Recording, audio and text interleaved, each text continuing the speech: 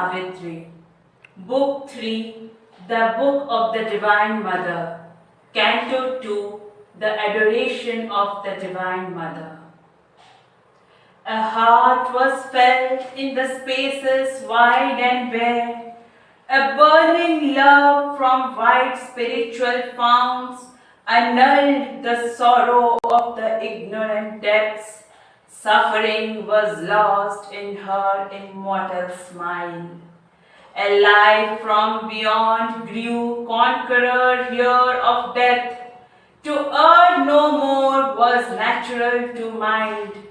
Wrong could not come where all was light and love. The formless and the formed were joined in her. Immensity was exceeded by a look, a face revealed the crowded infinite. Incarnating inexpressibly in her limbs, the boundless joy the blind world forces seek, her body of beauty mooned the seas of bliss. At the head she stands of birth and toil and fate. In their slow round the cycles turned to her call. Alone her hands can change time's dragon base. Hers is the mystery the night conceals. The spirit's alchemist energy is hers. She is the golden bridge, the wonderful fire. The luminous heart of the unknown is she, a power of silence in the depths of God. She is the force, the inevitable word, the magnet of our difficult ascent, the sun from which we kindle all our suns, the light that leans from the unrealized vasts, the joy that beckons from the impossible, the might of all that never yet came down. All nature dumbly calls to her alone to heal with her feet the aching throb of life and break the seals on the dim soul of man and kindle her fire in the closed heart of things. All here shall be one day her sweetness home. All contraries prepare her harmony. Towards her our knowledge climbs, our passion gropes. In her miraculous rapture we shall dwell. Her clasp shall turn to ecstasy our pain. Our self shall be one self with all through her. In her confirmed because transformed in her, our life shall find in its fulfilled response. Above the boundless hushed beatitudes, below the wonder of the embrace divine. This, known as in a thunder flash of God, the rapture of things eternal filled his limbs. Amazement fell upon his ravished sense. His spirit was caught in her intolerant flame. Once seen, his heart acknowledged only her. Only a hunger of infinite bliss was left. All aims in her were lost, then found in her. His base was gathered to one pointing spire. शिक्षा संसदर संगठक zone संगठक जिला संगठक श्री अरविंदर पवित्र जन्मवार्षिकी उद्देश्य गठित होता जिला कमिटीर सभ्य सभ्यवृंद कोरापुट जिलार 14टी ब्लॉक संगठकगण ब्लॉक स्तरीय परिषदर सभ्य सभ्यगण पंचायत स्तर संगठकगण श्री अरविंद पूर्णांग शिक्षा केन्द्र संपादक सभापति अध्यक्ष अपाभाई पिलामाने एवं परिचालना परिषद, श्री अरविंद कर्मधारार संगठकगण, पायोनियर छात्र छात्रीगण, जिलार समस्त पाठचक्र सभ्य सभ्यवृंद, संगठन कार्यकर्तागण, यूट्यूब कार्यक्रम रे याकु संचालन करुथिबा एवं परिचालना करुथिबा भाई भौणी माने,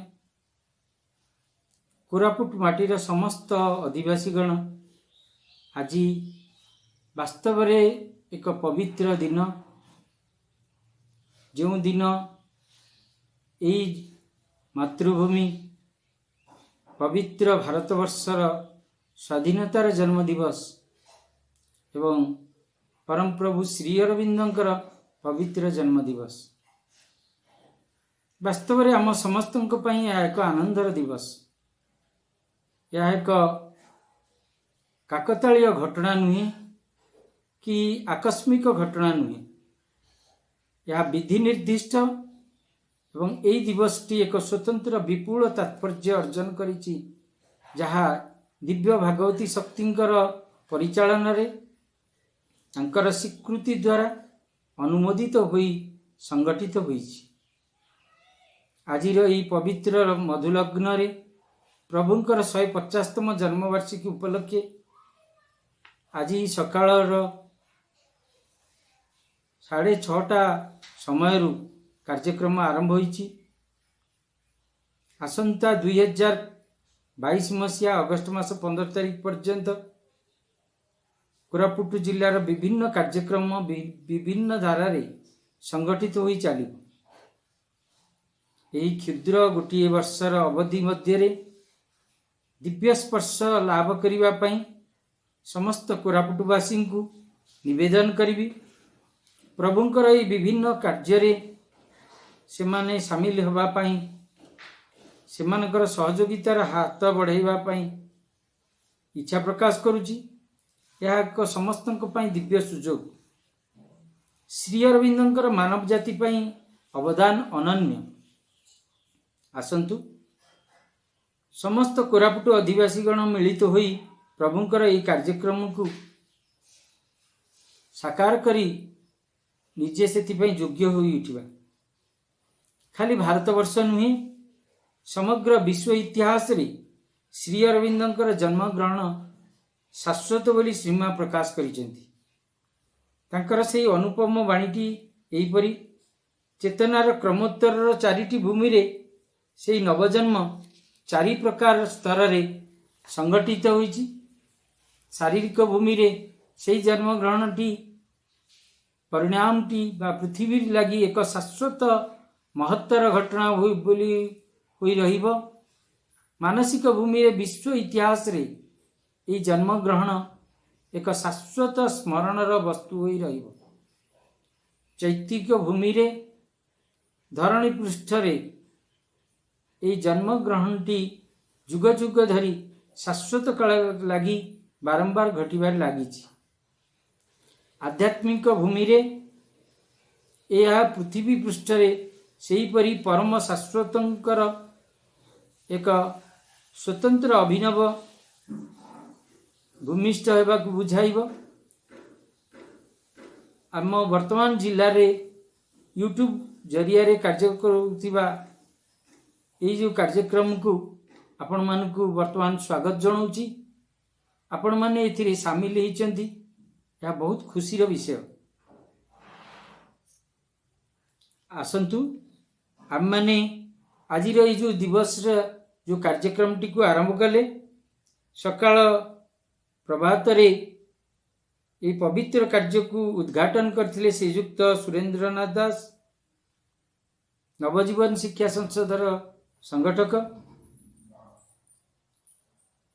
आम माने वर्तमान सावित्री आवृत्ति शुणिले सुश्री श्वेतपद्मा पतिंक ठारू। वर्तमान आम गण रे ओडिशार नवजीवन शिक्षा संसदर संगठक तथा संपादक श्रीजुक्त प्रसाद त्रिपाठी ठारू आमे स्वतंत्र वार्ता आज शुणिबा। तापरे दुईटी आलोचनार विषय वस्तु रही। प्रथमटी है श्री अरविंदर छात्रावस्था, या आलोचना करिवे सम्मान्य श्रीजुक्त भवेश चंद्र साहू राउरकेला। तापरे एक वंदना परिवेषण करिवे श्रीमती अमिता राय सुनाबेड़ा। ता परवर्ती आलोचना है परमंकर विभूति श्री अरविंद, यह आलोचना करिवे सम्मान्य विकास चंद्र परिड़ा कलपड़ा कटक। तापरे ध्यान प्रार्थना पाठ करिवे श्रीजुक्त प्रताप कुमार देवान एवं कृतज्ञता ज्ञापन करिवे श्रीमती सुजाता पति संगठिका। शेषरे मांकर ऑर्गन म्यूजिक सहित नीरव ध्यान और कार्यक्रम समाप्ति हो। आसंतु भाई भौणी माने आम माने यही पवित्र कार्य निजको सामिल करिबा एवं प्रभुंकर यही दुईटी विषय को सुनी आमको एवं आमर पिलामानंकु यही माटीर संतान मानकु सेही धारारे प्रस्तुत करिबा। वंदे मातरम।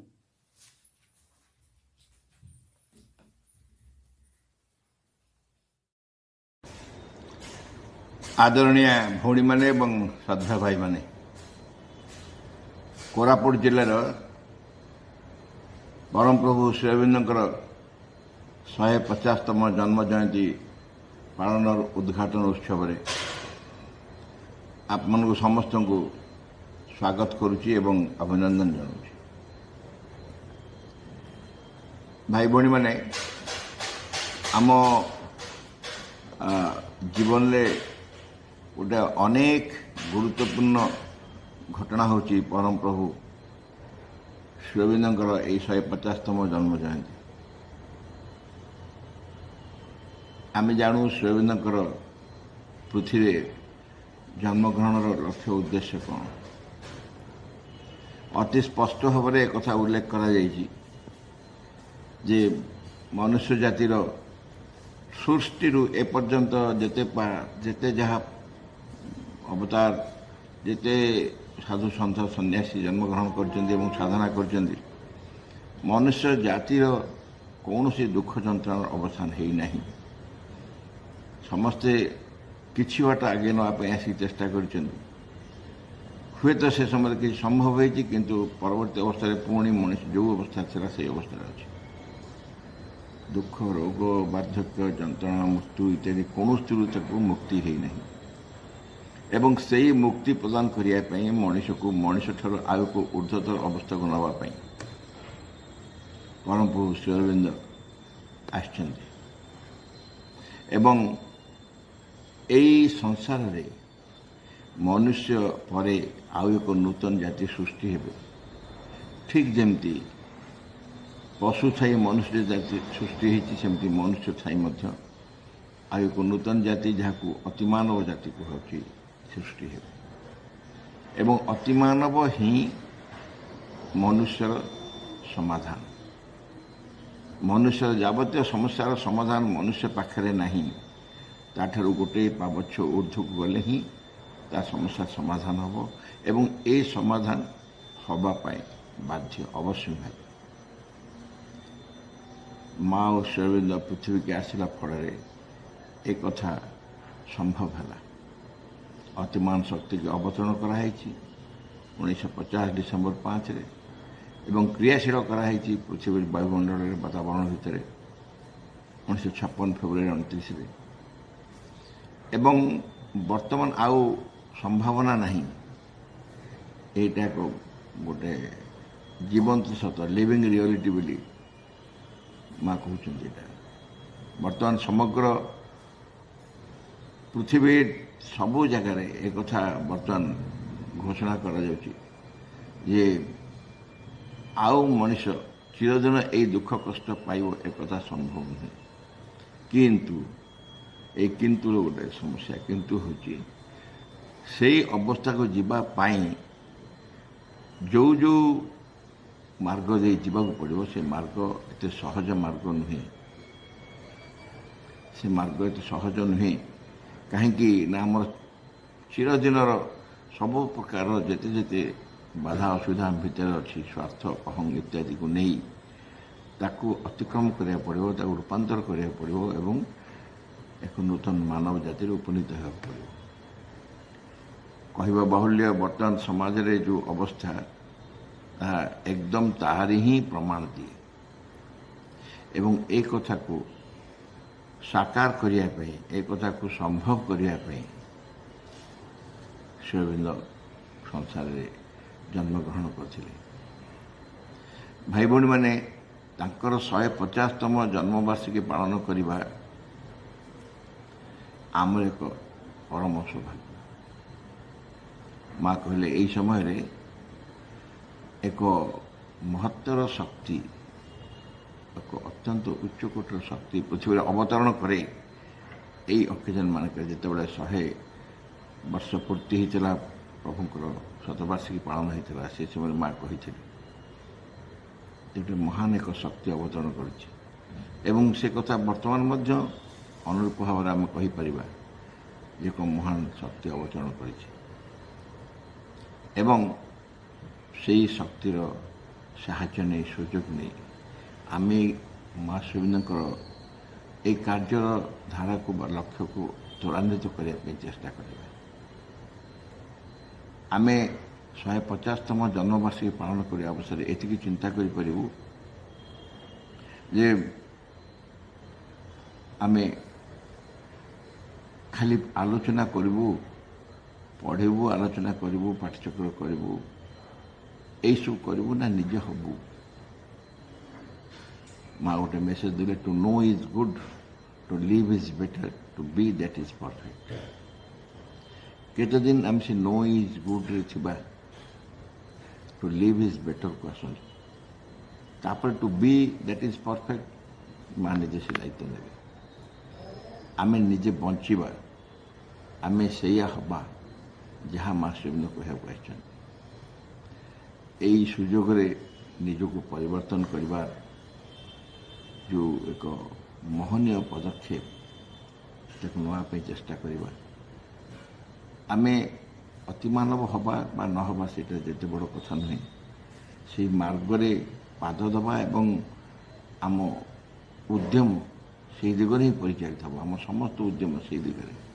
ଯେଉଁ ଉଦ୍ଦେଶ୍ୟ ନେଇ ମା ଶ୍ରୀବିନ୍ଦ ଆସୁଛନ୍ତି, ମୁଁ ଯେପରି ସେହି ଉଦ୍ଦେଶ୍ୟ ଏକ ଛୋଟିଆ କ୍ଷୁଦ୍ର ଯନ୍ତ୍ରଟି ହୋଇପାରେ, ମୋ ଭିତରେ ସବୁ ଉଦ୍ୟମ ସେହି ଉଦ୍ଦେଶ୍ୟରେ ହେଉ।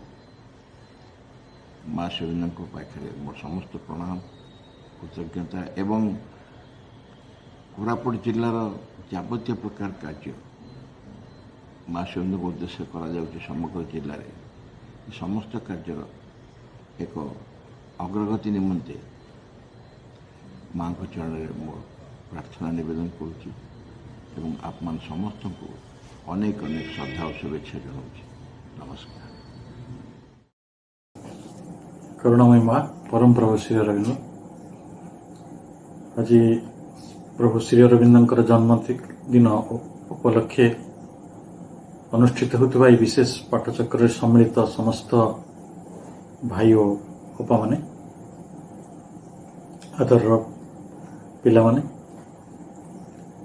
ସମସ୍ତଙ୍କ ପାଇଁ ଆଜି ଦିବସର ଶୁଭ ଅଭିନନ୍ଦନ। ଯେତେବେଳେ କୌଣସି ବିଭୂତି ପୁରୁଷ ବା ଦିବ୍ୟ ପୁରୁଷ ଏହି ଜଗତରେ ଆବିର୍ଭାବ ହୁଅନ୍ତି ଏବଂ ତାଙ୍କ ପଛରେ ଗୋଟିଏ ପୃଷ୍ଠଭୂମି ଥାଏ, ତାଙ୍କର ନିର୍ମାଣ ପଛରେ ତ ମେକିଂ, କାରଣ ଗୋଟେ ଇଭଲ୍ୟୁସନ ପ୍ରୋସେସ ଭିତରେ ବି ସେମାନେ ଯାଆନ୍ତି ମଣିଷ ଭଳି। ତେଣୁ ଯେତେବେଳେ ସେମାନେ ଗଢ଼ି ହୁଅନ୍ତି, ସେ ଗଢ଼ି ହେବା ମୂଳରେ ଯାହା ସବୁଠାରୁ ଗୁରୁତ୍ୱପୂର୍ଣ୍ଣ ତାହା ହେଉଛି ତାଙ୍କର ସ୍ୱାଧ୍ୟାୟ, ତାଙ୍କର ଅଧ୍ୟୟନ। ଏହି ଅଧ୍ୟୟନ ହିଁ ଏକ ଅନ୍ୟତମ ତପସ୍ୟା। ଆମେ ଯେତେବେଳେ ଏତେ ବଡ଼ ବିଭୂତି ପୁରୁଷ, ଦିବ୍ୟ ମଣିଷ ଶ୍ରୀ ଅରବିନ୍ଦଙ୍କୁ ଆଲୋଚନା କରୁଛନ୍ତି ଆଜି ତାଙ୍କ ଜନ୍ମଦିନରେ, से एते बहुमुखी प्रतिभार व्यक्तित्व थिले। जड़े कवि, जड़े नाट्यकार, जड़े लेखक, जड़े प्रबंधक, जड़े दार्शनिक, जड़े संपादक, जड़े अनुवादक, जड़े व्याख्याकार, जड़े गवेषक, जड़े चिंतक, जड़े वक्ता, जड़े नेता, जड़े तपस्वी, जड़े राष्ट्रप्रेमी, जड़े राष्ट्रपुरुष, सत्यद्रष्टा ऋषि। ये बहुमुखी आयाम गुड़िकर विभूति गुड़िकर जो प्रयाग तांको जीवन में घटी यहाँ गोटे स्वतस्फूर्त भाव में घटी जाई नहीं। एथिपाई से आबाल्य अनेक तपस्या करिछंती। आमे समस्ते जानू जे से जो परिवार जन्म ग्रहण करथिले ता एक उच्च शिक्षित परिवार। तांको बापा इंग्लैंड रो डाक्तरी पाठ पढ़िथिले एवं सही परिवार रो अति विशिष्ट व्यक्ति मानक सहित घनिष्ठता थिला। आमे जानू जे 1872 मसीह जो परिवार रे श्री अरविंद को जन्म ग्रहण करिया पड़िथिला ताहा थिला कृष्णदास धन घोषंकर तांको बापांकर जने बंधुंकर घर बारिस्टर मनमोहन घोषंक घर। बारिस्टर मनमोहन घोष थिले तत्कालीन कांग्रेस संगठन जने प्रमुख नेता एवं श्री अरविंद भाषा रे जने लीगल लुमिनारी, जने उज्जवल व्यक्तित्व। तांको परिवार को देश विदेश अनेक व्यक्ति आसुथिले। आमे जो आक्रोड ना शुणीछु जो टाइटल को श्री अरविंद को दिया जाइथिला एथिपाई जे सेतेबेले आनेटी आक्रोड जे जने शिक्षाविद ब्रह्म समाज को से तार आदर्श को से ग्रहण करथिले, कृष्णधन घोषंकर बंधु थिले, से सेठी उपस्थित थिले तांको जन्म समय। एवं जेतेबेले जन्म परे परे से रंगपुर गले जोठी तांको बापा चाकरी करुथिले सेठी बड़ बड़ व्यक्तित्व जेमिति कि सेठिकार जो कलेक्टर थिले जॉर्ज ग्लेजियर से तांको घर को आसुथिले। हेनरी बेवरिज से भी जने पदस्थ ऑफिसर थिले। ये सब व्यक्तित्व मान सहित देश विदेश बहु व्यक्तित्व सहित तांकर परिचय होता। सबुठारु बड़ प्रभाव तांको जीवन को आसीथिला ऋषि राजनारायण बोसंक जरिया। राजनारायण बोसु थिले जने ब्रह्मर्षि, ब्रह्म समाज रो जने विशिष्ट व्यक्ति। रवीन्द्रनाथंकर पिता देवेंद्रनाथंक सहित तत्कालीन बंगलार जने विशिष्ट व्यक्तित्व केशव चंद्र सेन सहित अक्षय दत्तंक सहित तांकर व्यक्तिगत बंधुता थिला। एमाने बहु समय राजनारायण बसुंकर परिवार को आसुथिले। से काल रे राजनारायण बसु मेदनापुर स्कूल रो जिला स्कूल रे हेडमास्टर थिले, जने विद्वत्ता पंडित थिले। संस्कृत साहित्य इंग्राजी साहित्य रे तांकर अगाध पांडित्य थिला। तो से भली जने राजर्षि सहित से थिले तांको श्री अरविंदंकर अजा, निज अजा। से अध्ययनशीलता जो रुचिटी को से सेठू पाइछंती एवं गोटे रक्षणशील समाज भितरु गोटे रक्षणशील चिंतन भितरु जदि तांको किए मुक्ति देइथिले ताले से होचंती राजनारायण बसु। कारण अनेक समय तांको तांका मामू घरे रहिया को पड़ुथला। आउ आमे जानिछु जे प्रकृत रे शिक्षाटी श्री अरविंदंकर अनौपचारिक शिक्षा परिवार रे जो संस्कारटी पिला पाए, परिवार रे जो कथाटी शिक्षा करे ए कथाटी भारी संभव होईची। कारण एते बड़ बड़ विद्वान लोक मानक गहन रे तांकर अति छोट दिनटी कटिछि। एवं जेतबेले 1877 रे दार्जिलिंग रो आयरिश क्रिश्चियन नन मानक द्वारा परिचालित लरेटो कन्वेंट स्कूल को से अन्य दुई भाई सहित बोर्डिंग को गले, हॉस्टल को गले। सेठी केवल यूरोपियन पिला मानक एवं यूरोपियन शिक्षक मानकर संस्पर्श से आसीथिले। यूरोपियन जो आदब कायदा, तांकर वेशभूषा, तांकर चालीचलन, तांकर संस्कृति, यही सब विषय को ସେ ବାଟରେ ଜାଣିପାରୁଥିଲେ। ଆପଣଙ୍କୁ ଜଣାଅଛି ଯେ 1878ର ଶେଷ ଆଡ଼କୁ ଡାକ୍ତର କୃଷ୍ଣଧନ ଘୋଷ ତାଙ୍କ ବାପା ତାଙ୍କର 3ଟି ପୁଅ ବିନୟ ଭୂଷଣ, ମନମୋହନ ଏବଂ ଶ୍ରୀ ଅରବିନ୍ଦ ଏବଂ ଝିଅ ସରୋଜିନୀ ଏବଂ ତାଙ୍କର ଅସୁସ୍ଥା ପତ୍ନୀ ସ୍ୱର୍ଣ୍ଣଲତା ତାଙ୍କୁ ଧରି ଇଂଲଣ୍ଡ ଚାଲି ଯାଇଥିଲେ। ତାଙ୍କର ଉଦ୍ଦେଶ୍ୟ ଥିଲା ପିଲାମାନଙ୍କୁ ସେଠାରେ ପାଠ ପଢ଼ାଇବା ଏବଂ ତାଙ୍କର ଅସୁସ୍ଥା ପତ୍ନୀଙ୍କର ସେବା ଯତ୍ନ ବା ଚିକିତ୍ସା କରାଇବା। ସେଇଠି ଯେତେବେଳେ ବିଦେଶରେ ପହଞ୍ଚିଲେ ସେଠିକାର ବୋଧେ ସେମାନେ 1878 ଜାନୁଆରୀ 1 ତାରିଖରେ ପହଞ୍ଚିଲେ ମାଞ୍ଚେଷ୍ଟରରେ। ଇଂଲଣ୍ଡରେ ମାଞ୍ଚେଷ୍ଟର ଏକ ପ୍ରସିଦ୍ଧ ସହର ଥିଲା ସେତେବେଳେ, ଟେକ୍ସଟାଇଲ ଶିଳ୍ପ ପାଇଁ ଏବଂ ଅନ୍ୟାନ୍ୟ ଶିଳ୍ପ ଗୁଡ଼ିକ ପାଇଁ ଅତି ବିଖ୍ୟାତ ସ୍ଥାନ ଥିଲା। ମାଞ୍ଚେଷ୍ଟରରେ ସେ ଯେତେବେଳେ ପହଞ୍ଚିଲେ ତାଙ୍କର ଡ୍ରୁଏଟ୍ ପରିବାର, ସେ ଡ୍ରୁଏଟ୍ ଦମ୍ପତି ସେମାନେ ଜଣେ କ୍ଲର୍ଜିମ୍ୟାନ୍ ଥିଲେ, ଯେଉଁଟାକୁ ପାଦ୍ରୀ ବୋଲିକି ଆମେ କହୁଛୁ। ଆଉ ସେମାନେ ଧର୍ମ ଜଗତର ତାଙ୍କ ଧର୍ମର ପୂଜକ ଥିଲେ ଏବଂ ସେଇ ଡ୍ରୁଏଟ୍ ପରିବାରରେ ସେ କାହିଁକି ଛାଡ଼ିଲେ, ଯେତେବେଳେ ମୋ ଭିତରେ ଗୋଟେ ପ୍ରଶ୍ନ ଥିଲା। ମୁଁ ଏବେ ଜାଣୁଛି ରଙ୍ଗପୁରରେ ଡାକ୍ତର କୃଷ୍ଣଧନ ଘୋଷ ଡାକ୍ତର ଥିଲାବେଳେ ଯେଉଁ ମାଜିଷ୍ଟ୍ରେଟ୍ ବା ଜିଲ୍ଲାପାଳଙ୍କ ଜର୍ଜ ଗ୍ଲାଜିୟରଙ୍କ ସହିତ ତାଙ୍କର ଏତେ ବନ୍ଧୁତା ଘଟିଥିଲା, ସେଇ ଗ୍ଲେଜିୟରଙ୍କର ବନ୍ଧୁ ଥିଲେ ଡ୍ରୁଏଟ୍ ଏବଂ ଯେଉଁଥିପାଇଁ ତାଙ୍କର ଏଇ 3 ଜଣ ପୁଅ ବିନୟ ଭୂଷଣ, ମନମୋହନ ଏବଂ ଶ୍ରୀ ଅରବିନ୍ଦଙ୍କର ଶିକ୍ଷାର ଦାୟିତ୍ୱ ସେମାନେ ଗ୍ରହଣ କରିଥିଲେ। ଏଇ 3 ଜଣ ପିଲାଙ୍କୁ ସେମାନେ ଘରେ ରଖିଥିଲେ। ଆଉ ଆମେ ସମସ୍ତେ ଜାଣିଛୁ ଯେ ତାଙ୍କ ସ୍ତ୍ରୀଙ୍କୁ ସେ ଡକ୍ଟର ମାଥ୍ୟୁଙ୍କ ପାଖରେ ଛାଡ଼ିଦେଲେ। ସରୋଜିନୀ ମଧ୍ୟ ସେଇଠି ରହୁଥିଲେ। ତାପରେ ସେ ନିଜେ ଫେରି ଆସିଥିଲେ। ପରେ ବାରିନଙ୍କର ଜନ୍ମ ହେଲା।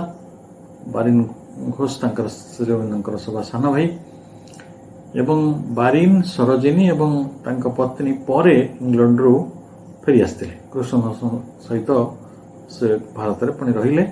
ଆଉ 3 ଭାଇ ଇଂଲଣ୍ଡରେ ରହିଗଲେ। ପ୍ରଥମେ ସେଇ 2 ଜଣ ଭାଇଙ୍କୁ ମାଞ୍ଚେଷ୍ଟର ସ୍କୁଲରେ ଆଡମିସନ କରିଦିଆଗଲା। ବିନୟ ଭୂଷଣ, ମନମୋହନ ସେମାନେ ବଡ଼ ଥିଲେ, କିନ୍ତୁ ଶ୍ରୀ ଅରବିନ୍ଦଙ୍କୁ ଯେହେତୁ ମାତ୍ର 7 ବର୍ଷ ହେଇଥିଲା, ଆଉ ସେଥିପାଇଁ ତାଙ୍କୁ ଘରେ ରହିକି ପଢ଼ିବାର ସୁଯୋଗ ଦିଆଗଲା। ଏ ଯେଉଁ ଘରେ ସେ ରହିଲେ, ଆମେ ଜାଣିଛୁ ଡ୍ରୁଏଟ୍ ଜଣେ ଲାଟିନ ଭାଷାର ଜଣେ ବିଶେଷଜ୍ଞ ଥିଲେ। ପଶ୍ଚିମ ପୃଥିବୀରେ ବା ୟୁରୋପରେ ଲାଟିନ ଆଉ ଗ୍ରୀକ୍ ଭାଷା, ଯେହେତୁ ତାଙ୍କର ଏଇଟା କ୍ଲାସିକ ଭାଷା, ମୂଳ ଭାଷା, ଯେଉଁଥିରେ ଅନ୍ୟ ଭାଷା ଗୁଡ଼ିକର ବ୍ୟୁତ୍ପତ୍ତି ହେଇଛି ବା ଉତ୍ପତ୍ତି ହେଇଛି, ସେଥିପାଇଁ ସେମାନେ ଏଇ ଭାଷାଟିକୁ ଭାରି ଗୁରୁତ୍ୱ ଦିଅନ୍ତି। ଯେମିତି ଆମେ ଭାରତରେ ସଂସ୍କୃତକୁ ଗୋଟେ ମଦର ଲାଙ୍ଗୁଏଜ ବୋଲି ଭାବୁଛୁ, ସେଇଭଳି ଲାଟିନ ଭାଷା ହେଉଛି ସେଠିକାର ଗୋଟେ ଗୁରୁତ୍ୱପୂର୍ଣ୍ଣ ଭାଷା। ତେଣୁ ଡ୍ରୁଏଟ୍ ଲାଟିନରେ ଯେହେତୁ ପଣ୍ଡିତ ଥିଲେ, ସିଏ ତାଙ୍କୁ ଲାଟିନ ଶିଖେଇଲେ ଶ୍ରୀ ଅରବିନ୍ଦଙ୍କୁ। ତାଙ୍କର ଘର ଶିକ୍ଷାର ବ୍ୟବସ୍ଥା ହେଲା, ସେ ସ୍କୁଲରେ ଆଡମିସନ କଲେ ନାହିଁ। ଏବଂ ତାଙ୍କର ଯେଉଁ ପତ୍ନୀ ମିସେସ୍ ଡ୍ରୁଏଟ୍, ସିଏ ତାଙ୍କୁ ଇଂରାଜୀ ଶିଖେଇଲେ। 10 ବର୍ଷ ବୟସ ହେଇଯିବା ବେଳକୁ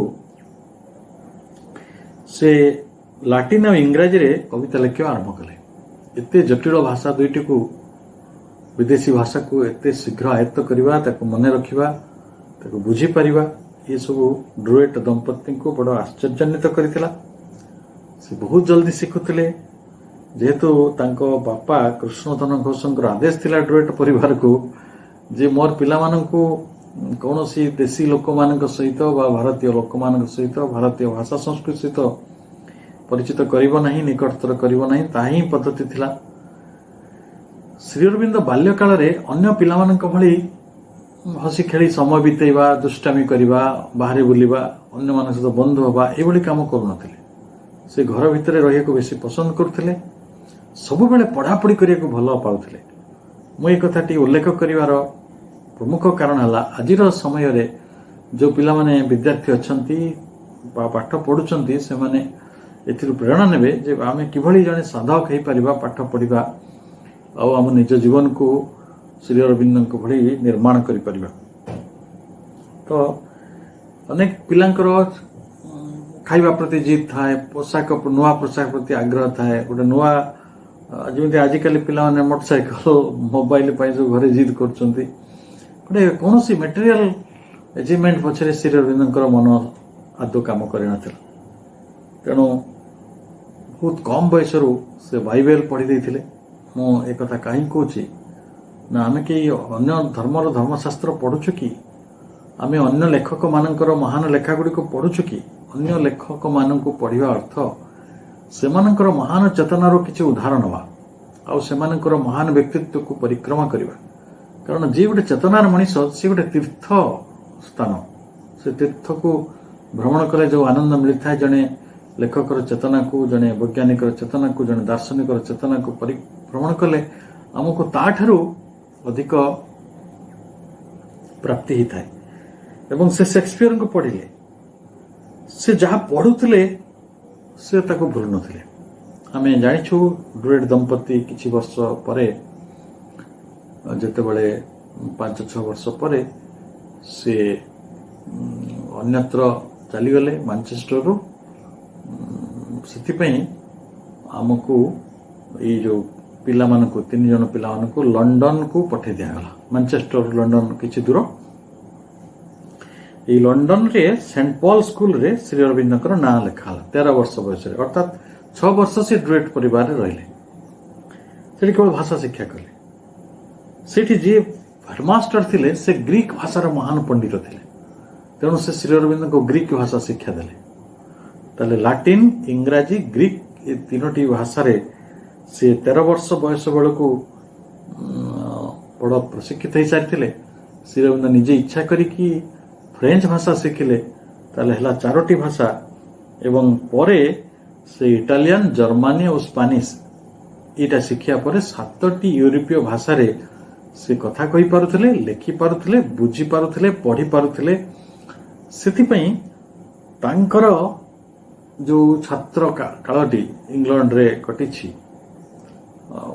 पाखापाखि 1878 रु 1893 पर्यंत यही 14 वर्ष जहाँ को आम प्रवास कहीपर वनवास कहीपर जहाँ कहतु से प्रवास रे थिले। से 14 वर्ष से स्वाध्यायर वर्ष, अध्ययनर वर्ष, गभीर अध्ययनर वर्ष। एवं 14 वर्ष बयस से ग्रीक भाषा रे, लाटिन भाषा रे कविता लिखुथिले। आउ तापरे आपन को जना अछि से एंट्रांस परीक्षा रे प्रथम श्रेणी रे प्रथम हेले। एवं सेतेबेले सी तांकर बहुत काम नुहे से बहुत बही पढ़ी टेक्स्ट पढ़ी स्कूल सिलेबस को पढ़ी से एते बड़ मनीष हेले। से सेतेबेले पाश्चात्य दार्शनिक मानकर, पाश्चात्य चिंतक मानकर, वैज्ञानिक मानकर कला साहित्यर बहु दिग दिगंत को उन्मोचित कर सुंदर सुंदर बही गुड़ी को पढ़ा बेसी भल पाउथिले। से दिन तमाम टिके समय पाइले पढ़ुथिले। सेथिपई कहा जायछि पढ़िले बढ़िबो आ अन्य किछि रास्ता नाही। ए जगत रे जेते धन संपत्ति अछि सबठारु भल धन संपत्तिटी, श्रेष्ठ धन संपत्ति होचे विद्या। तेणु ताकू अर्जन करा जाए। ए कथाटी को जिते जल्दी जणे पिला बुझी जाए तार जीवन से भली गोटे समन्वित धारा को गति करि जाए। तो आमे जानिछु ए कथा बहुत सहज नथिला। श्री अरविंदर छात्रत्व समय रे बहुत जटिल परिस्थिति रे तांको सामना करिया पड़िछि। तांको बापांकर भारत रे आर्थिक सुविधा होला, सेति से पिला मानक पाखु जो पैसा पत्र पठौथिले पठै पारले नै, जा फल से विनय भूषण तांकर जे सभा बड़ भाई से गोटे क्लब रे चाकरी कले एवं से श्री अरविंद को पाठ पढ़ेले। तो सेति श्री अरविंद कहउचंती जे मनरे जोर थिले सुख स्वाच्छंदर अभावटी मोटे जना पड़े ना। आम जगत रे अनेक लोक थांती जो निज व्यक्तिगत किसी गोटे अभाव असुविधा था भांगी पड़े। प्रकृत में कहीं भांगी पड़ो जड़े प्रतिभा संपन्न मनीष जार किसी गुण अच्छी, जार किसी प्रतिभा अच्छी, एत प्रत्यय थाए, एत विश्वास थाए। प्रकृत में प्रत्यय ही प्रतिभा, आ प्रतिभा ही प्रत्यय। प्रतिभा थिले ही जड़े व्यक्ति पाखे विश्वास थाए, और विश्वास थिले से स्वाभाविक भाव ସୁଖରେ ରହିବାର ଲାଳସା ସ୍ୱାର୍ଥବୋଧର ଯେଉଁ ଭାବନା ଗୁଡ଼ିକୁ ଅତିକ୍ରମ କରି ଯାଇପାରେ। ଏବଂ ଯେତେବେଳେ 14 ବର୍ଷ ହେଲା ଶ୍ରୀ ଅରବିନ୍ଦଙ୍କୁ, ସେତେବେଳେ ତାଙ୍କ ବାପା ଅତ୍ୟନ୍ତ ବୀତସ୍ପୃହ ହୋଇ ପଡ଼ିଥିଲେ ବ୍ରିଟିଶ ମାନଙ୍କ ପ୍ରତି। ତେଣୁ ସେ ଲମ୍ବା ଲମ୍ବା ଚିଠି ଲେଖୁଥିଲେ ଶ୍ରୀ ଅରବିନ୍ଦ, କିଭଳି ଭାରତବର୍ଷରେ ବିଦେଶୀ ଶାସକମାନେ ଭାରତର ଲୋକମାନଙ୍କୁ ଅତ୍ୟାଚାର କରୁଛନ୍ତି ଓ ଯେଉଁମାନଙ୍କର ଅବିମୃଶ୍ୟକାରିତା ଯୋଗୁଁ, ଯେଉଁମାନଙ୍କର ଅନ୍ଧପଣ ଯୋଗୁଁ ସମଗ୍ର ଦେଶ କିଭଳି ଭାବରେ ଜଟିଳ ପରିସ୍ଥିତି ଦେଇ ଗତି କରୁଛି, କିଭଳି ଅଶିକ୍ଷା, କୁସଂସ୍କାର ଏବଂ କିଭଳି ଅସ୍ୱାସ୍ଥ୍ୟ ଭିତରେ, ଅସଭ୍ୟତା ଭିତରେ ମଣିଷ ସଢୁଛି, ସେ କଥାର ପେପର କଟିଂ ମଧ୍ୟ ସେ ତାଙ୍କ ପାଖକୁ ପଠାଉଥିଲେ। ଫଳତଃ ସେ ଭାରତର ଯେଉଁ ସମସ୍ୟା, ତାତ୍କାଳିକ ସମସ୍ୟାଟିକୁ ଗଭୀର ଭାବରେ ଅଧ୍ୟୟନ କରୁଥିଲେ, ବିଭିନ୍ନ ଲୋକଙ୍କଠାରୁ ପଚାରୁଥିଲେ। ଏପରିକି ଯେତେବେଳେ ସେ ଲଣ୍ଡନରେ ଏଣ୍ଟ୍ରାନ୍ସ ପରୀକ୍ଷା ପାସ୍ କରିସାରିଲା ପରେ ସେ ଲଣ୍ଡନର କେମ୍ବ୍ରିଜ ବିଶ୍ୱବିଦ୍ୟାଳୟର ଯେଉଁଟା ଶ୍ରେଷ୍ଠ କଲେଜ ଥିଲା ସେତେବେଳେ, କିଙ୍ଗସ୍ କଲେଜ, ସେଇଠି ସେ ନିଜକୁ ଆଡମିସନ କରାଇଲେ। ଏବଂ ଆପଣମାନଙ୍କୁ ଜଣାଥିବ ଯେ ଗ୍ରାଜୁଏସନ ପୂର୍ବରୁ ଗୋଟେ କୋର୍ସ ପଢ଼ିବାକୁ ପଡ଼େ, ସେଟା ହେଉଛି ଟ୍ରାଇପସ୍। ସେ ଟ୍ରାଇପସ୍ ପରୀକ୍ଷାରେ ପ୍ରଥମେ ଯେଉଁ କ୍ଲାସିକାଲ ଟ୍ରାଇପ୍ସ ପରୀକ୍ଷା ହୁଏ, ସେଇଥିରେ ସେ ପ୍ରଥମ ସ୍ଥାନ ଅଧିକାର କଲେ। ଯେଭଳି ଭାବରେ ସେଣ୍ଟ ପଲ୍ ସ୍କୁଲରେ ତାଙ୍କୁ ତାଙ୍କର ହେଡମାଷ୍ଟର ଗ୍ରୀକ୍ ଶିକ୍ଷାରେ ସହଯୋଗ କରିଥିଲେ, ସେଇଭଳି ସେଇଠି କଲେଜର, କିଙ୍ଗସ୍ କଲେଜର ଅଧ୍ୟକ୍ଷ କହିଲେ ଯେ ମୁଁ 13 ବର୍ଷ ହେଲା ଛାତ୍ରଛାତ୍ରୀମାନଙ୍କୁ ପାଠ ପଢ଼ଉଛି, କିନ୍ତୁ ମୁଁ ଶ୍ରୀ ଅରବିନ୍ଦଙ୍କ ଭଳି ଉତ୍କୃଷ୍ଟ ରଚନା ଲେଖିପାରୁଥିବା ଜଣେ ଛାତ୍ରକୁ ଅଦ୍ୟାବଧି ଦେଖି ନାହିଁ। କିନ୍ତୁ ଶ୍ରୀ ଅରବିନ୍ଦ ଯେହେତୁ ଗଭୀର ଭାବରେ ଅଧ୍ୟୟନରେ କେବଳ ମନ ଦେଉଥିଲେ, ସେ ଭାରତୀୟ ମଜଲିସରେ ସଂଗଠନରେ ଜଏନ୍ କଲେ, ସେଇଠି ତାର ଶାଖା ସମ୍ପାଦକ ହେଲେ, ଭାରତ ସମ୍ପର୍କରେ ଅଧିକ ଅଧ୍ୟୟନ କଲେ। ଆଉ ଆପଣ ଜାଣିଛନ୍ତି, ତାପରେ ସେ ICS ପରୀକ୍ଷା ଦେଲେ, ICSରେ କୃତକାର୍ଯ୍ୟ ହେଲେ। ଘୋଡ଼ାଚଢ଼ା ପରୀକ୍ଷା ନ ଦେବାରୁ ସେ ICSରେ ଜଏନ୍ କଲେ ନାହିଁ, ଆଉ ପରେ ବରୋଦା ଷ୍ଟେଟ୍ ସର୍ଭିସରେ ଜଏନ୍ କଲେ। ଶ୍ରୀ ଅରବିନ୍ଦଙ୍କର ଅଧ୍ୟୟନ କାଳଟି ଗୋଟିଏ ଏଇ ସ୍କୁଲ କଲେଜ, କିଙ୍ଗସ୍ କଲେଜ ପର୍ଯ୍ୟନ୍ତ ସରିଯାଇ ନାହିଁ, ତାଙ୍କର ଅଧ୍ୟୟନ ଆହୁରି ଜାରି ରହିଛି। ଯେତେବେଳେ ସେ ବରୋଦା ଆସିଲେ, ସେତେବେଳେ ସେ 1893ରେ ଆସିଲେ। ଆସିଲା ପରେ ସେଟଲମେଣ୍ଟ ବିଭାଗରେ, ରେଭିନ୍ୟୁ ବିଭାଗରେ, ସେଠିକାର ଯେଉଁ ମୁଖ୍ୟ ସଚିବାଳୟ ସେକ୍ରେଟାରିଏଟରେ କାମ କଲେ, କିନ୍ତୁ କୌଣସିଥିରେ ତାଙ୍କର କିଛି ଜ୍ଞାନତୃଷ୍ଣା ବା ତାଙ୍କ ରୁଚିଟି ମେଣ୍ଟିଲା ନାହିଁ। ସେଥିପାଇଁ ସେ ରାଜାଙ୍କୁ ଅନୁରୋଧ କଲେ, ମୋତେ କଲେଜରେ କାମ କରିବାରୁ ବା ଶିକ୍ଷା ବିଭାଗରେ କାମ କରିବାର ଅଧିକାର ଦିଆଯାଉ। ଫଳତଃ ତାଙ୍କୁ ଶିକ୍ଷା ବିଭାଗରେ ଫରାସୀ, ଫ୍ରେଞ୍ଚ ଭାଷାରେ ସେ ଅଧ୍ୟାପକ ହେଲେ। ପରେ ଇଂରାଜୀ ବିଭାଗର ସ୍ଥାୟୀ ପ୍ରଫେସର, ସେଠିକାର ଭାଇସ୍ ପ୍ରିନ୍ସିପାଲ ଏବଂ ପରେ ପ୍ରିନ୍ସିପାଲ ଦାୟିତ୍ୱ ମଧ୍ୟ ତାଙ୍କୁ ମିଳିଲା। ପରେ କଲିକତା ଯିବା ପରେ ସେ ସେଠି ନ୍ୟାସନାଲ କଲେଜରେ ମଧ୍ୟ ପ୍ରିନ୍ସିପାଲ ହେଲେ।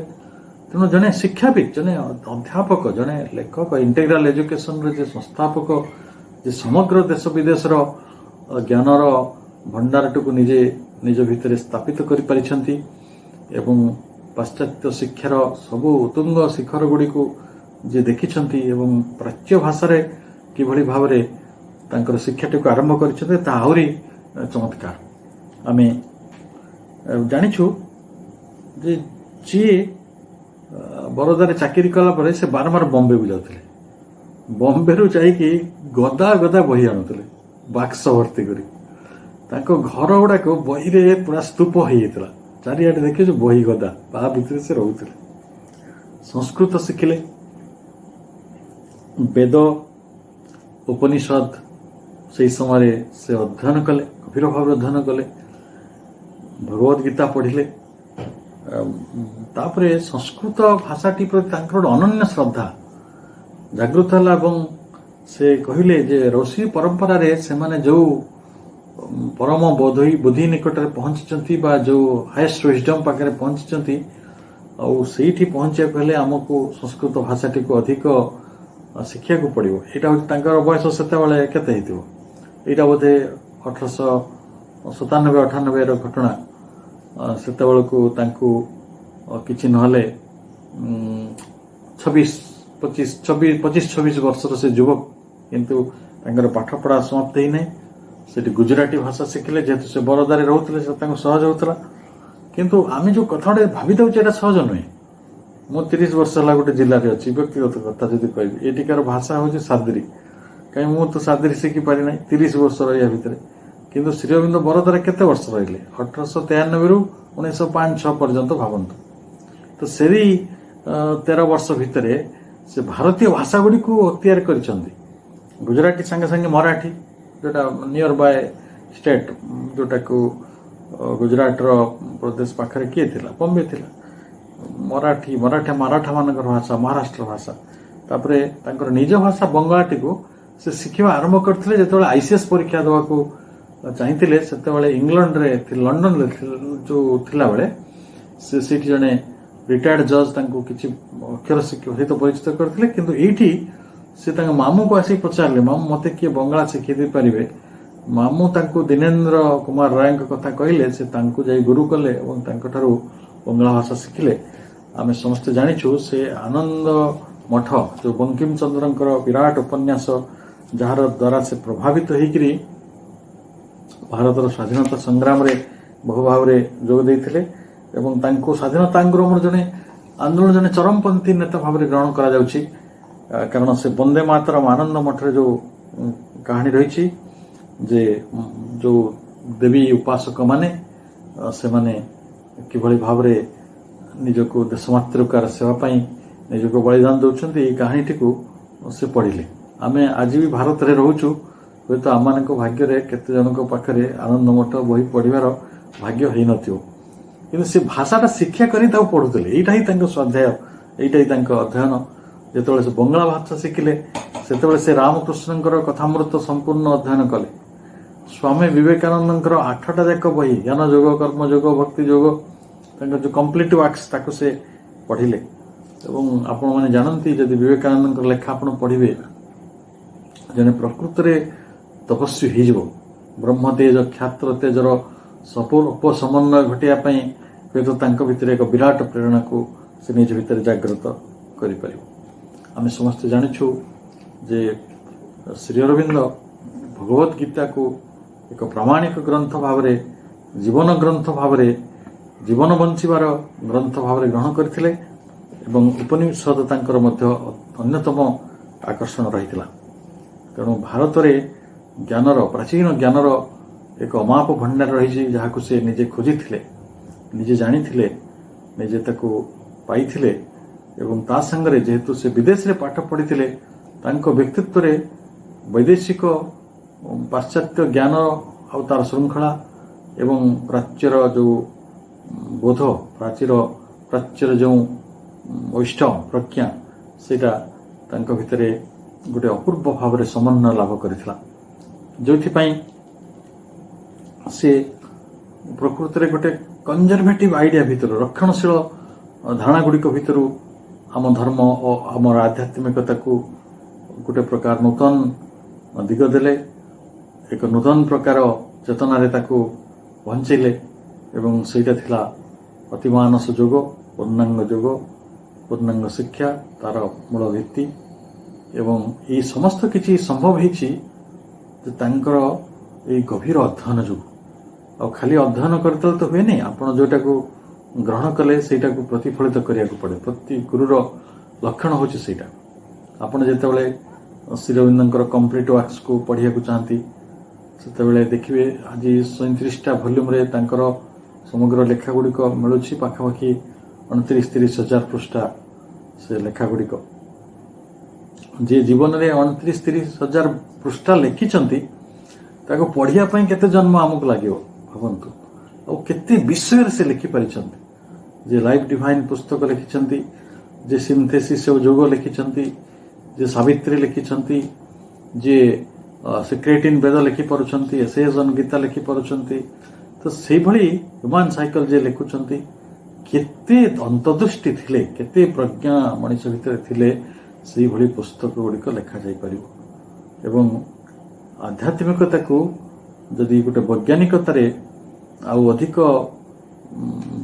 बाटरे किए ताको वैज्ञानिक गोटे दृष्टिकोण ताको परीक्षा निरीक्षा करिथांती ताको सेथिरे गोटे प्रकार विभूषित करिथांती आध्यात्मिक ज्ञानटी को ताले से होचंती श्री अरविंद तेणु श्री अरविंदଙ୍କର रचना गुड़िक ही तांको ज्ञानर आउ तांको ज्ञान गभीरतार प्रमाण ତେଣୁ ଜଣେ ବିନା ଅଧ୍ୟୟନରେ ତାଙ୍କ ପର୍ସନାଲ ଲାଇବ୍ରେରୀରେ ବ୍ୟକ୍ତିଗତ ଲାଇବ୍ରେରୀରେ ହଜାର ହଜାର ବହି ଥିଲା, ହଜାର ହଜାର ବହି। ତେଣୁ ସେ ଯାହା କିଛି ଦରମା ପତ୍ର ପାଉଥିଲେ ସେତେବେଳେ 750 ଟଙ୍କା ଦରମା ପାଉଥିଲେ। ଆଜିର ହିସାବ ସୁନା ରେଟ୍ରେ ଯଦି ହିସାବ କରିବେ ଏଇଟା ଆଜିର ଦୁନିଆରେ ସେ ଅଙ୍କ ପାଇବନି, ଏତେ ବେଶୀ ଟଙ୍କା।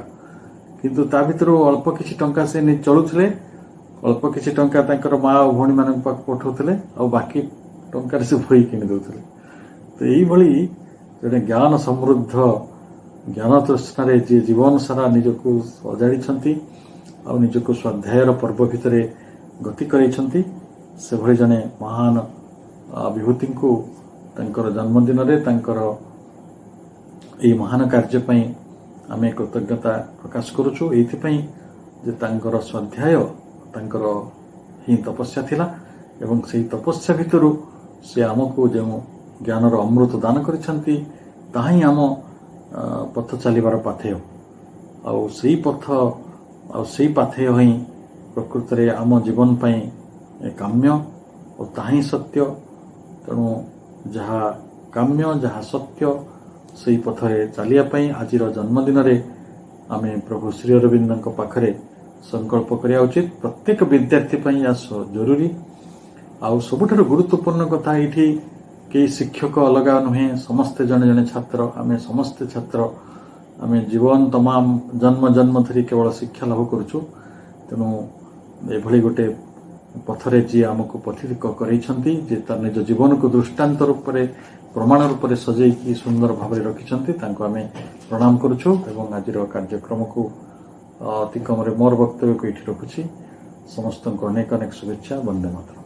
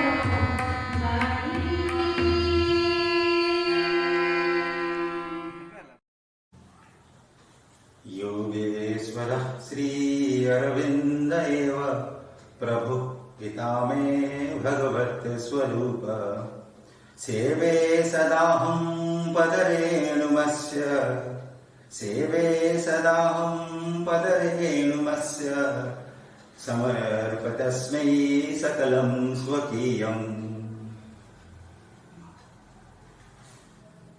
श्रीमा श्रीअरविंद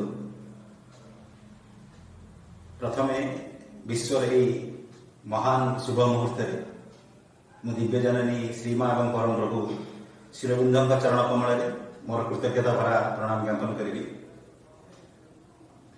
यही दिव्य मुहूर्त पृथ्वीर ए स्वतंत्र मुहूर्त उपस्थित समस्त अपभाई मानकर हृदय माँ दिव्य उपस्थिति करुणामय दिव्य उपस्थिति को कृतज्ञता तथा प्रणाम ज्ञापन करुच्ची। समस्त को नमस्कार। आज विभिन्न दृष्टिकोण एक स्वतंत्र दिन विश्व इतिहास यह एक एमती दुर्लभ मुहूर्त जो मुहूर्त आम परमंकर 150तम जन्मवार्षिकी पालन करिवार सुजोग ग्रहण करिछु। आमे माने मानव तनु ग्रहण करी पृथ्वीर ए स्वतंत्र मुहूर्त एठार उपस्थित अच्छु। यह हूँ भगवती विशेष कृपा। प्रथमे भगवती पाखरे से विशेष करुणा एवं विशेष कृपा कोटि कोटि प्रणाम सहित हृदय सहित मु कृतज्ञता ज्ञापन करुछि। आमे माने जहाँकर जो परमंकर जन्मर 150तम वार्षिक को पालन करने से स्वतंत्र मुहूर्त को पालन करने एठार एकत्रित से परम जहाँ को माँ कहते ही is the avatar of supreme. Shri Aurobindo is the emanation of the supreme.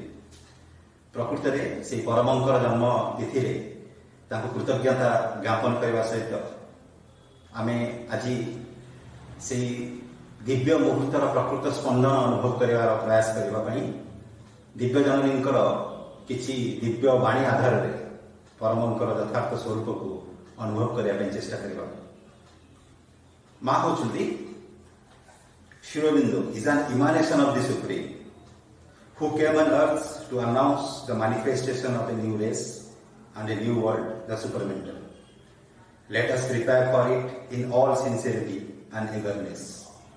परम प्रभु श्री अरविंद होचंती सुप्रीम कर इमानेशन सुप्रीम कर अंश शाश्वत कर अंश जे पृथ्वी पृष्ठ को एक नूतन दिव्य जातिर परिप्रकाश घोषणा करने आस से नूतन जाति नूतन दिव्यता प्राप्त करने निष्ठापर भाव आम निजक प्रिपेयर करवा।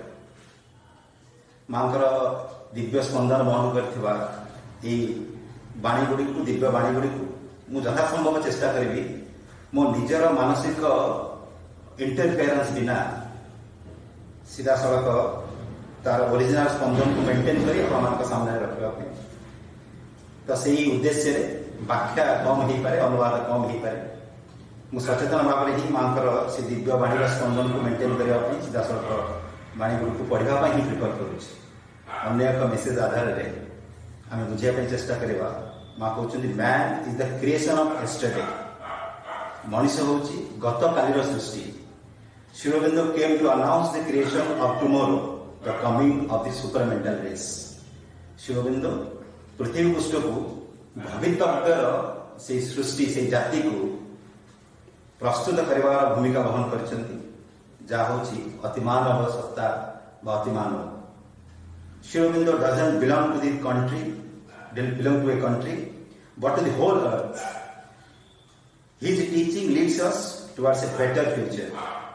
श्री अरविंद कौन सी देशर नुहे सी हूँ समग्र विश्व एवं शिक्षा आमको एक उत्तम भवितव्य दिगरे अग्रगति कर सहायता प्रदान करुच्ची। Shri Aurobindo incarnated in a human body the supramental consciousness मानव तनुरे अतिमानव चेतना को धारण करने उद्देश्य ही परम श्री अरविंद रूप ही पृथ्वी पृष्ठ को अवतार नहीं अवतरी आसी। Shri Aurobindo's work is a unique earth transformation. परम प्रभु श्री अरविंद जो स्वतंत्र दिव्य वाणी स्पंदन वहन करे जो स्वतंत्र लेखा गुड़िक अच्छी स्वतंत्र पुस्तक गुड़िक अच्छी से पुस्तक गुड़िक संपर्क में माँ कहते ଏକ ସ୍ୱତନ୍ତ୍ର ରୂପାନ୍ତରର ସ୍ପନ୍ଦନ ବହନ କରି ହିଁ ପରମ ପ୍ରଭୁ ଶ୍ରୀଅରବିନ୍ଦଙ୍କର ଦିବ୍ୟ ବାଣୀ ଗୁଡ଼ିକ ପୃଥିବୀ ପୃଷ୍ଠକୁ ପୁସ୍ତକ ଆକାରରେ ଅବତରଣ କରିଛନ୍ତି। Sri Aurobindo shows us the way towards a glorious future। Sri Aurobindo ଆମକୁ ଏକ ଆଲୋକମୟ ଜ୍ୟୋତିର୍ମୟ ଦିବ୍ୟ ଭବିଷ୍ୟତର ପଥ ନିର୍ଦ୍ଦେଶ କରିବା ପାଇଁ ହିଁ ପୃଥିବୀ ପୃଷ୍ଠକୁ ଆସିଛନ୍ତି ବା ଏମିତି ଆମେ ବୁଝିପାରିବା। ଶ୍ରୀଅରବିନ୍ଦଙ୍କର ଅବତାରତ୍ୱ ହିଁ ଆମକୁ ଏକ ଗ୍ଲୋରିୟସ୍ ଫ୍ୟୁଚର, ଏକ ଆଲୋକମୟ ଭବିଷ୍ୟତ, ଜ୍ୟୋତିର୍ମୟ ଭବିଷ୍ୟତକୁ ବାଟ କଢ଼େଇ ନେଉଛି। ଶ୍ରୀଅରବିନ୍ଦୋ's message is an immortal sunlight radiating over the future। ପରମ ପ୍ରଭୁ ଶ୍ରୀଅରବିନ୍ଦଙ୍କର ପ୍ରତ୍ୟେକ ବାଣୀ ହେଉଛି ଏକ ଅମର ସୂର୍ଯ୍ୟାଲୋକ ଯିଏକି ଭବିଷ୍ୟତକୁ ଉଦ୍ଭାସିତ କରୁଅଛି। ମା ପୁନର୍ବାର କହୁଛନ୍ତି, you must understand that what Sri Aurobindo represent in the world's history is not a teaching, not even a revolution. It is a decisive action direct from the Supreme। ଏତିକି ବୁଝିବା ଦରକାର, ପରମ ପ୍ରଭୁ ଶ୍ରୀ ଅରବିନ୍ଦ ଯେଉଁ ସତ୍ୟର ପ୍ରତିନିଧିତ୍ୱ କରୁଛନ୍ତି ପୃଥିବୀ ଇତିହାସରେ, ଏହା ଏକ ଶିକ୍ଷା ନୁହେଁ, ଏହା କୌଣସି ପରିପ୍ରକାଶ ନୁହେଁ, ବରଂ ଏହା ହେଉଛି ଶାଶ୍ୱତଙ୍କର ଏକ ନିର୍ଦ୍ଦିଷ୍ଟ କ୍ରିୟା, ଡିସାଇସିଭ ଆକ୍ସନ। ଦିବ୍ୟ ମେସେଜ ଗୁଡ଼ିକୁ ଅନୁବାଦ କରିବା ମୁଁ ଉଚିତ ମନେ କରୁନାହିଁ। ଯେତିକି ସମ୍ଭବ ଅରିଜିନାଲ ମେସେଜର ସ୍ପନ୍ଦନକୁ ଅନୁଭବ କରିବା ଉଦ୍ଦେଶ୍ୟରେ ମାଙ୍କର ସିଧାସଳଖ ଲେଖାକୁ ପଢ଼ିବାକୁ ହିଁ ବେଶୀ ଗୁରୁତ୍ୱ ଦେଉଛି। ପରବର୍ତ୍ତୀ ମେସେଜରେ ମା କହୁଛନ୍ତି, by studying carefully what Sri Aurobindo has said on all subjects, one can easily reach a complete knowledge of the things of the world। Complete knowledge, ପରିପୂର୍ଣ୍ଣ ବିଶ୍ୱର ପ୍ରତ୍ୟେକ ଘଟଣା ସମ୍ପର୍କରେ ଯଦି ପରିପୂର୍ଣ୍ଣ ଜ୍ଞାନ ପ୍ରାପ୍ତ କରିବା ଆମର ଉଦ୍ଦେଶ୍ୟ ଥାଏ, ତାର ଏକମାତ୍ର ସରଳ ଏବଂ ସହଜତମ ଏବଂ ନିଶ୍ଚିନ୍ତ ଉପାୟ ସମ୍ପର୍କରେ ମା ସୂଚନା ଦେଉଛନ୍ତି। by studying carefully what Sri Aurobindo has said on all subjects। Shri Arvind ପ୍ରତ୍ୟେକ ବିଷୟବସ୍ତୁ ଉପରେ ଯାହା ଯାହା ଲେଖିଛନ୍ତି, ଯାହା ଯାହା ଆଲୋଚନା କରିଛନ୍ତି, ତାକୁ ଯଦି ଆମେ ଅତି ଆଗ୍ରହର ସହିତ, ଅତି ନିଷ୍ଠାର ସହିତ ପାଠ କରିବା, ନିଶ୍ଚିତ ଭାବରେ ଏକ ପରିପୂର୍ଣ୍ଣ ଜ୍ଞାନର ଉଦୟ ଆମ ଚେତନା ମଧ୍ୟରେ ହେବ। ମନ ଏକ ନୂତନ ପରିପୂର୍ଣ୍ଣ ଜ୍ଞାନ ପାଇଁ ପ୍ରସ୍ତୁତ ହେଇପାରିବ। ଆମେ ଯେତେବେଳେ ମାନବ ତନୁ ନେଇ ପୃଥିବୀ ପୃଷ୍ଠରେ ଅଛୁ, ସାମାଜିକ, ପାରିବାରିକ, ଆନୁଷ୍ଠାନିକ ବିଭିନ୍ନ କ୍ଷେତ୍ରରେ କାର୍ଯ୍ୟ କରିବା ସମୟରେ ଅନେକ ପ୍ରୋବ୍ଲେମ ଆସିପାରେ। সেই ସମସ୍ୟାକୁ, সেই ପ୍ରୋବ୍ଲେମକୁ ସମାଧାନ କରିବାର ଯଦି ଆମେ ମାନସିକ ଉପାୟ ନିଜ ଜ୍ଞାନ ବୁଦ୍ଧିରେ କିଛି ନିର୍ଦ୍ଧାରିତ କରୁ, ପ୍ରକୃତରେ ଯଥାର୍ଥ ସମସ୍ୟାର ସମାଧାନ ପହଞ୍ଚିବ। ତାର କୌଣସି ନିର୍ଦ୍ଦିଷ୍ଟତା ନାହିଁ। সেই ସମସ୍ୟାର ସମାଧାନ ସମ୍ପର୍କରେ ମା କହୁଛନ୍ତି, one should read Sri Aurobindo and know the answer। ଜଣେ ଯଦି ପରମ ପ୍ରଭୁ ଶ୍ରୀ ଅରବିନ୍ଦଙ୍କର ଦିବ୍ୟ ବାଣୀ ଆଧାରରେ ସମସ୍ୟାର ସମାଧାନକୁ ଖୋଜେ, ନିଶ୍ଚିତ ଭାବରେ ଏକ୍ଜାକ୍ଟ ସମାଧାନ ସେ ପାଇପାରିବ। if one reads Sri Aurobindo carefully, one finds the answer to all that one wants to know। ଯଦି ଜଣେ ନିଷ୍ଠାପର ଭାବେ ଶ୍ରଦ୍ଧାର ସହିତ ମନୋଯୋଗ ଦେଇ ପରମ ପ୍ରଭୁ ଶ୍ରୀ ଅରବିନ୍ଦଙ୍କୁ ପାଠ କରେ, ତାଙ୍କର ପୁସ୍ତକକୁ ଅଧ୍ୟୟନ କରେ, ସ୍ୱାଧ୍ୟାୟ କରେ, ନିଶ୍ଚିତ ଭାବରେ ଯାହା ଯାହା ସେ ଜାଣିବା ପାଇଁ ଚାହୁଁଛି ଯଥାର୍ଥ ଦୃଷ୍ଟିକୋଣରୁ ପରିପୂର୍ଣ୍ଣ ଭାବରେ ତାହାକୁ ସେ ନିଶ୍ଚିତ ଭାବରେ ଜାଣିପାରିବ। ପରମ ପ୍ରଭୁ ଶ୍ରୀ ଅରବିନ୍ଦଙ୍କର ଲେଖା ସ୍ୱତନ୍ତ୍ର, ତାଙ୍କ ଜନ୍ମ ସ୍ୱତନ୍ତ୍ର, ପୃଥିବୀ ପୃଷ୍ଠକୁ ଅବତାରି ଆସିବାର ଉଦ୍ଦେଶ୍ୟ ସ୍ୱତନ୍ତ୍ର। ଏପରିକି ଯେତେବେଳେ ପରମ ନିଜେ ଏ ମାନବ ତନୁକୁ ତ୍ୟାଗ କରୁଛନ୍ତି, ସେ ତ୍ୟାଗ ପଶ୍ଚାତରେ ବି ଏକ ସ୍ୱତନ୍ତ୍ର ଭୂମିକା ପୃଥିବୀର କ୍ରମ ବିବର୍ତ୍ତନ ଧାରାରେ ଏକ ସ୍ୱତନ୍ତ୍ର ଅଗ୍ରଗତିକୁ ଉଦ୍ଦେଶ୍ୟରେ ରଖିକି ହିଁ ସେ ନିଜର ଶରୀର ତ୍ୟାଗ କରୁଛନ୍ତି। ମା ଲେଖିଲେ, Shri Arvind gave his life so that we may be born into the divine consciousness। ପରମ ପ୍ରଭୁ ଶ୍ରୀ ଅରବିନ୍ଦ ନିଜର ପାର୍ଥିବ ଦେହକୁ ତ୍ୟାଗ କରିଥିଲେ ଏହି ଉଦ୍ଦେଶ୍ୟ ନେଇ, ଯେପରିକି ଆମେ ଏକ ଦିବ୍ୟ ଚେତନାକୁ ଧାରଣ କରି ନୂତନ ଜନ୍ମ ପ୍ରାପ୍ତ ହେଇପାରିବୁ। ମା କହୁଛନ୍ତି, his grace is always with those who want to progress and realize the truth of tomorrow। সেই ପରମଙ୍କର କରୁଣା, ପରମଙ୍କର କୃପା ସବୁବେଳେ ସେମାନଙ୍କ ସହିତ ଅଛି, ଯେଉଁମାନେ ଏକ ଅଗ୍ରଗତି କରିବା ପାଇଁ ଚାହୁଁଛନ୍ତି, ଏକ ନୂତନ ଭବିତବ୍ୟ ଦିଗରେ, ନୂତନ ସତ୍ୟ ଦିଗରେ ଅଗ୍ରଗତି କରିବା ପାଇଁ ଚାହୁଁଛନ୍ତି। ପରମଙ୍କର କରୁଣା ପ୍ରତି ମୁହୂର୍ତ୍ତରେ ତାଙ୍କ ସହିତ ରହିଛି। ମାଙ୍କୁ ଗୋଟେ ପ୍ରଶ୍ନ କରାଗଲା। ପ୍ରଶ୍ନଟି ଏହିପରି, how can I make Sri Aurobindo's influence living and dynamic in my daily activities? ମୁଁ କିପରି ପରମ ପ୍ରଭୁ ଶ୍ରୀ ଅରବିନ୍ଦଙ୍କର ପ୍ରଭାବକୁ ଜୀବନ୍ତ ଏବଂ ସକ୍ରିୟ ରଖିପାରିବି ମୋର ନୀତିଦିନ କାର୍ଯ୍ୟକଳାପ ମଧ୍ୟରେ? ମା ଉତ୍ତର ପ୍ରଦାନ କରୁଛନ୍ତି, be perfectly sincere and he will answer your call. परिपूर्ण भाव में निष्ठावान हो से तुमर प्रत्येक डाकर उत्तर प्रदान करेंगे आम जिते थर प्रार्थना करवा सी निश्चित भाव में आम सहित उपस्थित रहे। अनेक मेसेज आधार में एक कथाटी को आउटे गभीर भाव में बुझार प्रयास करवा। गोटे प्रश्न करागला आम आज जो अकेजन ये अच्छु जो अकेजन को स्वतंत्र भाव में पालन कर उद्देश्य आम मैंने उपस्थित अच्छु ताहा परम प्रभु शिरोबिंदर 150तम जन्मवार्षिकी। आम जानापी चेष्टा करवा परम प्रभु शिरोबिंदर जन्म प्रकृति क्या जन्म एवं तार यथार्थ आध्यात्मिक तात्पर्य कौन, what is the spiritual significance. माँ को एक प्रश्न आधार में माँ को गोटे बाणी शुणा। माँ कहते जिते यहाँ सीधा सड़क माँ कर ही बाणी। माँ कहते शिरोबिंदर्स birth is the birth of the eternal. तो जो शाश्वत जन्म इटर्नल बर्थ ता माने कौन ये जिज्ञासार उत्तर में माँ कहते you spoke of शिरोबिंदर्स birth as eternal in the history of universe what exactly was meant by eternal. तुम्हें कहूच शिरोबिंदर जन्म विश्व इतिहास रे एक शाश्वत जन्म प्रकृति रे शाश्वत माने कौन। माँ तार उत्तर दौरान उत्तर कहते the sentence can be understood in 4 different ways of 4 ascending planes of consciousness। ये शाश्वत शब्दटी को वाक्यटी को 4टी भिन्न भिन्न दृष्टिकोण भिन्न भिन्न अर्थ रे बुझा जाई पारे। जो 4टी प्लेन ऑफ कॉन्शियसनेस चेतनार जो 4टी स्तर अच्छी से 4टी स्तर आकार रे स्तर माध्यम रे स्तर दृष्टिकोण भिन्न भिन्न आकार बुझा जाई पारे।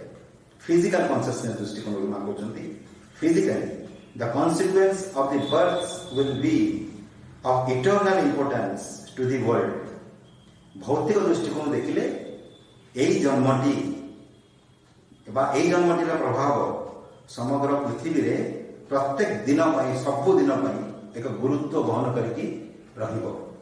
The consequence of the birth will be of eternal importance to the world. Mentally it is the birth that will be eternally remembered in the universal history.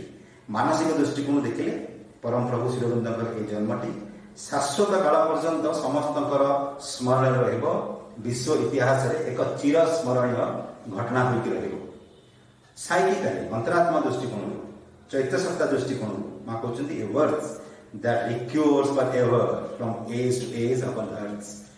परम प्रभु शिरोबिंदर जन्म रे पृथ्वी पृष्ठ को ताकर भौतिक अवतरण फल पृथ्वी पृष्ठ जो स्वतंत्र अग्रगति होता से स्वतंत्र अग्रगति केवल आज ठीक 150 वर्ष पूर्व जो घटनाटी घटी से दिन में सरी जाना जेपर्यंत पृथ्वी इतिहास रही अंतरात्मा दृष्टिकोण से प्रभावटा प्रत्येक मुहूर्त रिन्यू हो 150तम अकेजन रे आम से इटर्नल जो इफेक्ट जो जहाँ कहुए जो इटर्नल इन्फ्लुएंस आम जहाँ कह बोध हुए सी आहरी अनंत गुण बहुत बढ़ी जाइए।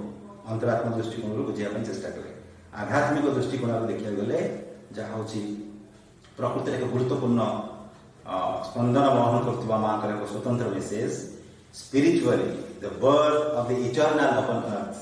आध्यात्मिक दृष्टिकोण पृथ्वी पृष्ठ सीधा सड़क शाश्वत ही जन्मदिन शाश्वत ही धरावतरण शाश्वत ही जन्म ये अगस्ट 15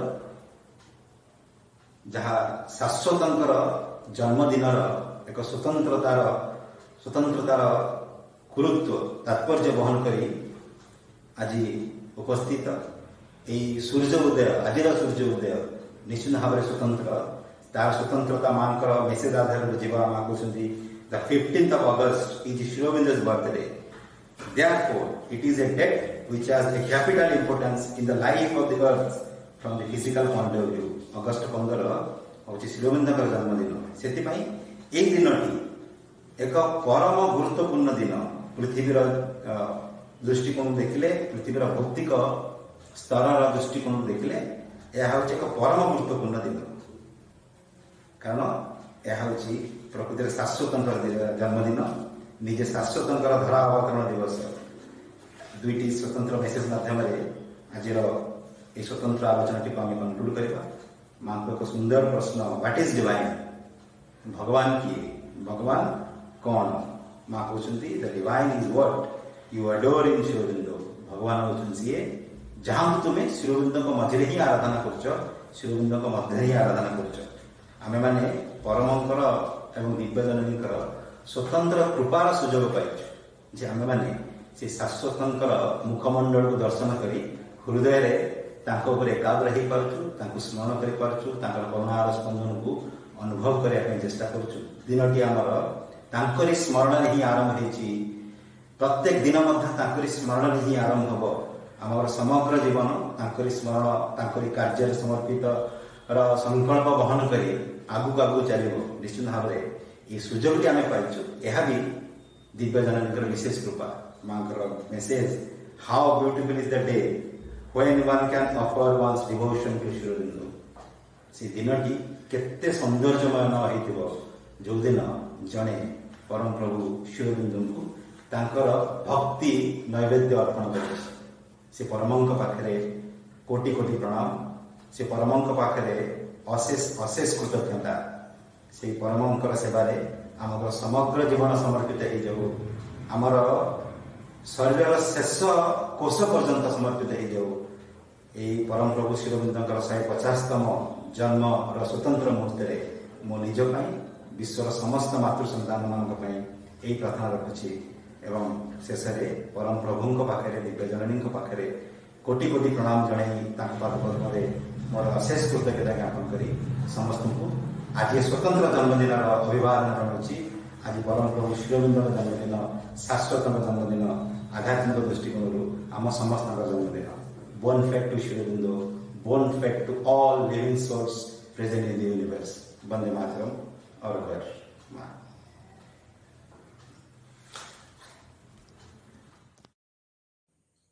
ध्यान और प्रार्थना अगस्ट 9 1914 हे भगवान तो आगरे आमे उपस्थित तोरी इच्छा ही पूर्ण हो आम मनर समस्त बाधा समस्त संशय समस्त दुर्बलता समस्त सीमा जहा किछि आम चेतना को आवृत करे आम बुद्धि को आच्छन्न करे ए सबु को दूर करिदे तो चेतना पाई मु तृषित अकर्म मध्यरे नुहे स्थूल कर्म ठारू दूरेई जाई नुहे तोरी इच्छा को सर्वत भावे चूड़ांत भावे निर्दोष भावे परिपूर्ण करी तो सह मिलन पाई मु तृषित पृथ्वी उपरे एई जेउ अंधकार नई आसीछि ताकू भेद करी फुटी उठू तोर महान ज्योति।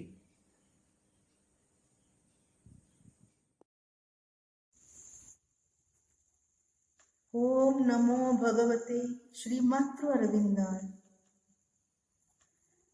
आज परम प्रभु श्री अरविंदर जन्मदिनर ए पवित्र दिवस रे समस्त को मोर हार्दिक अभिनंदन जनाऊँ। ए पुण्य अवसर रे रखा जाइतिबा जिला स्तरीय कार्यक्रम रे जोग देइतिबा समस्त अपा भाई को अशेष धन्यवाद जनाऊँ। आज ए कार्यक्रम माध्यम रे आमको श्री अरविंदर छात्र जीवनर अनेक गुरुत्वपूर्ण तथ्य संबंध अवगत कराइथिबा राउरकेलार भवेश चंद्र साहू भाई एवं एही दिनर तात्पर्य को नहीं Shri Aurobindo is the emanation of the supreme विषयटीर विभिन्न दिग को आलोकपात करी आम सम्मुखेर उपस्थापना करिथिबा कलपड़ार विकास चंद्र परिड़ा भाई को आम जिला तरफ आंतरिक धन्यवाद अर्पण करुछि। न्यू लाइफ ट्रस्ट सदस्य सुरेंद्र भाई उद्घाटन वक्तव्य अनेक धन्यवाद। आम जिला संयोजक श्रीजुक्त प्रशांत भाई जे के कार्यक्रम टी परिचालना करथिले अति सुंदर भावे एवं अन्यतम संयोजक प्रताप भाई ध्यान प्रार्थना पाठ करिथिबारु एवं अमिता आपांकर सुंदर मातृवंदना पाई अशेष धन्यवाद जनाऊँ। एवं यही कार्यक्रम टी सुंदर भावे सजाई आम मान समीप उपस्थापना करिथिबा आम सान भाई स्नेहानंद एवं तार सहयोगी माननकु अनेक शुभेच्छा एवं धन्यवाद जनाऊँ। जहां आज कार्यक्रम ଯାହାଙ୍କ ନିକଟରେ ଆମେ ସମଗ୍ର ମାନବ ଜାତି ଋଣୀ, ଯାହାଙ୍କ ପାଇଁ ଏକ ନୂତନ ମାନବ ଜାତିର ଏବଂ ସୁନ୍ଦର ପୃଥିବୀର ସ୍ୱପ୍ନ ଦେଖିବା ସମ୍ଭବ ହୋଇଛି, ସେହି ପରମ ପ୍ରଭୁ, ସେହି ପରମ ପିତା ଶ୍ରୀ ଅରବିନ୍ଦ ଏବଂ ତାଙ୍କ କାର୍ଯ୍ୟକାରିଣୀ ଶକ୍ତି ଦିବ୍ୟ ଜନନୀ ଶ୍ରୀମାଙ୍କର ଚରଣ କମଳରେ ଆମ ସମସ୍ତଙ୍କର କୃତଜ୍ଞତା ଜ୍ଞାପନ କରୁଛି। ଏହି କୃତଜ୍ଞତା କେବଳ ଏହି ମୁହୂର୍ତ୍ତ ପାଇଁ ନ ହୋଇ ଜୀବନର ପ୍ରତି ମୁହୂର୍ତ୍ତରେ ସ୍ୱତଃସ୍ଫୂର୍ତ୍ତ ଭାବେ ଏହା ରହିଥାଉ, ଏହା ହିଁ ମୋର ତାଙ୍କ ନିକଟରେ ଆନ୍ତରିକ ପ୍ରାର୍ଥନା। ଏଥିସହ ଆଜିର ଏହି କାର୍ଯ୍ୟକ୍ରମକୁ ଆମେ ଶେଷ କରୁଛୁ। ଭିକ୍ଟ୍ରି ଟୁ ଦ ଡିଭାଇନ୍ ମଦର, ଦିବ୍ୟ ଜନନୀଙ୍କର ଜୟ ହେଉ। ବନ୍ଦେ ମାତରମ୍।